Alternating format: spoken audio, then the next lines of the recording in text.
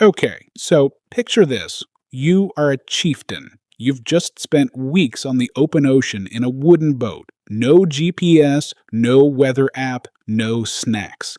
You're fleeing a tyrant back home. Your crew is exhausted, and then you see it.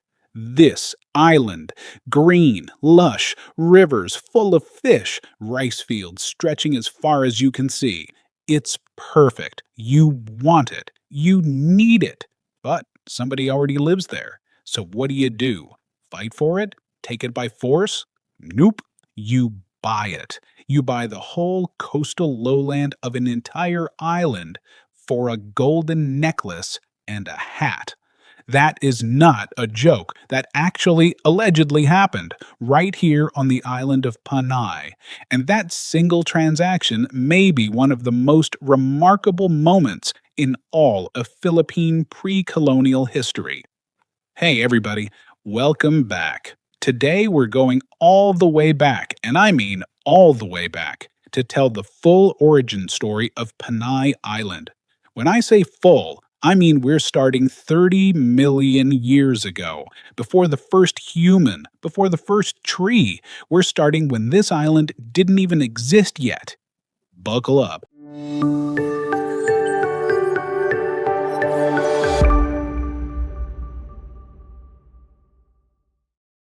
So, 30 million years ago, there is no Panay. There is no Philippines, really.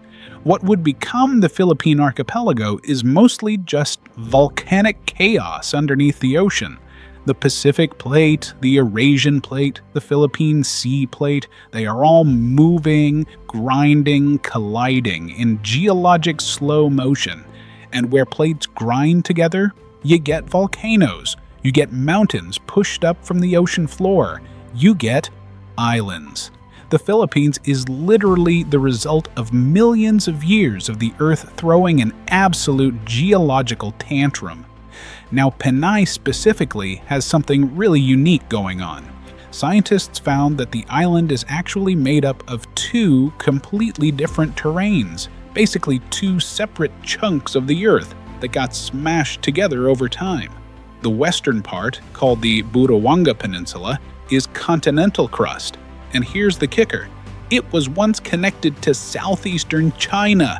Yes, part of Panay is essentially an ancient fragment of the Asian continent that drifted loose and ended up here. And the eastern side of the island? Totally different origin, linked to ancient volcanic arc systems connected to the Philippine Mobile Belt. These two terranes collided somewhere between 14 and 15 million years ago, and the whole collision process wrapped up around 8 million years ago. How do scientists figure that out? They drill into the rocks, pull out minerals like zircon and apatite, and measure the decay of radioactive elements using uranium-lead dating and fission track dating. Oh, and here's a fun extra detail.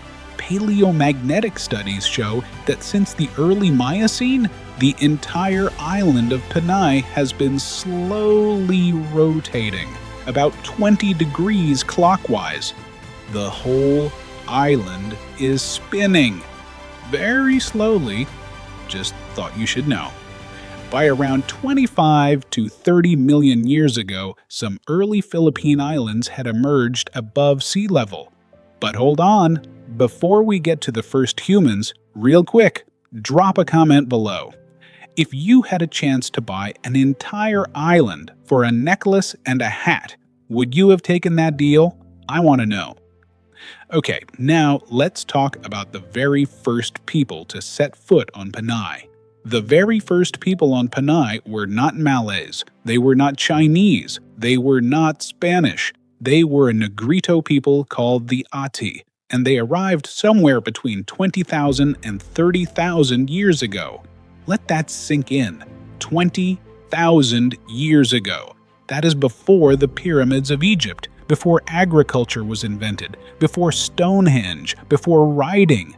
That's when woolly mammoths were still roaming around Siberia, and these people were already here on this island building a life. How did they get here?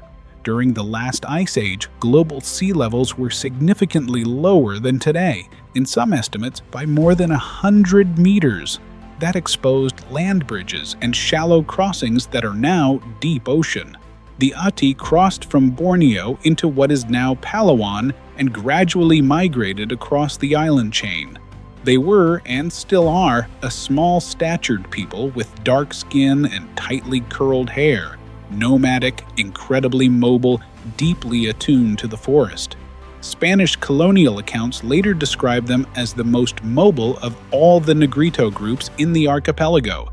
They hunted, gathered, fished. They knew every river and every forest path on this island. They had their own name for the island too. Before anyone called it Panay, before the Spanish, before the Malays, the Ati called it Simsiman. For thousands and thousands of years, the Ati had Simsiman entirely to themselves. They weren't waiting for something to happen. They were the story, the first chapter. Then, sometime around the 13th century, ships appeared on the horizon. Over in Borneo, the large island shared today by modern Indonesia, Malaysia, and Brunei, there was a ruler. His name was Raja Makatunao. And by all accounts, this guy was a tyrant. Brutal, oppressive, heavy taxes, the whole package. Around the early 13th century, a group of 10 Bornean Datus, chieftains, had had enough. They didn't revolt, too risky. So instead, they did something bold. They left. They packed up their families, food, tools, seeds, gold, loaded them into large wooden boats called balangai, and sailed north, into open ocean, with no guarantee of what they'd find. The most prominent were Datu Puti and Datu Sumakwel. After days of navigating by stars and ocean currents, no compass, no map, they approached the southwestern coast of what the Ati called Simsiman. They came ashore near a river called the Suaragan, at a place then known as Aninipai. And standing on that beach were the Ati. Now here is where this story takes a turn that genuinely still gives me chills, because instead of conflict, instead of the stronger group just taking what they wanted, what happened next was negotiation. The Ati leader was an elder named Pulpulan. His son, who had handled the actual deal, was named Marikudo. The Datui wanted the coastal lowlands, the fertile river plains and fishing grounds. They needed that land to survive, so Datu Puti approached Marikudo and they struck a deal. According to the Maragtas, the legendary historical chronicle of Panay, first compiled in written form by Pedro Alcantara Monteclaro in 1907, but based on far older oral traditions, the Datus purchased the coastal lowlands from Marikudo in exchange for one golden salakot, a wide-brimmed traditional hat for Marikudo himself, and one long golden necklace for Marikudo's wife. Now, I have to be real with you here because accuracy matters on this channel. The Maragtas is a contested historical source. Scholars debate how much is fact versus legend shaped over centuries of retelling. But what is confirmed, the Ati are real. They exist today. The Malayo-Polynesian migration into the Visayas is supported by linguistic, genetic, and archaeological evidence. The broad strokes of this story reflected genuine historical reality, even if some finer details come wrapped in legend. After the Barter, Datu Puti eventually returned to Borneo, and the wisest of the 10 Datus, Datu Sumakwel, was appointed leader. Under him, the settlers established the Kedatuan of Madja-as. These were not primitive people huddling in huts. They farmed, they traded, they had governance and codified laws, and they could write using a syllabic script carved in bamboo with cuttlefish ink. And from this cultural world came something extraordinary, the Hinilawod, an epic poem consisting of some 28,000 verses, taking 3 full days to recite. It tells the adventures of the sons of a goddess and a mortal chieftain. It was already so widely known when the Spanish arrived that early colonial chroniclers wrote it down. It is one of the longest epic poems in the world, from right here, from Panay. Alright, we've gone from tectonic plates to ice age migrations to a legendary land deal that built a civilization. Now, we need to fast forward a few hundred years, because in 1565, the Spanish showed up, and nothing on this island would ever be the same. You've probably heard of Ferdinand Magellan, the Portuguese explorer sailing for Spain, who arrived in 1521 and was killed by the chieftain Lapu-Lapu in the Battle of Mactan on Cebu. Great story, whole other video. What matters here is that Spain still had eyes on the Philippines. 45 years later, in 1565, Miguel López de Legazpi arrived with a proper colonizing expedition. They also sent ships to Panay, specifically Baton in what is now Aklan province in the northeast of the island. Father Andres Urdaneta, who was simultaneously the expedition's navigator and a Catholic friar, which is quite the career combination, began baptizing Aklanan communities almost immediately. Thousands converted in that first year. But then things got complicated. In 1568, the Portuguese blockaded Cebu. Spain and Portugal were both racing to control the spice trade route, and it turned into a direct military confrontation right here in the Pacific. The Portuguese fleet eventually retreated, partly due to a typhoid outbreak among their own sailors, which is a very embarrassing way to lose a naval standoff. With Cebu under threat and supplies running short, Legazpi made a decision. In 1569, he transferred the colonial headquarters from Cebu to the banks of the Panay River in Capiz, what is now Roxas City. And here is the part most people don't know. Panay was, for a period, the actual capital of Spanish colonial Philippines. The heart of Spanish power in the entire archipelago was right here on this island. Why Panay? Because it was extraordinary. Spanish colonial documents describe the island in almost embarrassingly glowing terms. Official reports say the island provides the city of Manila and other places with a large quantity of rice and meat. Panay was building ships for the Spanish colonial navy. It was feeding Manila. It was the engine room of early colonial Philippines. In 1571, Legazpi moved the colonial capital to Manila on the island of Luzon. Panay's run as the center of colonial power was short, just a couple of years.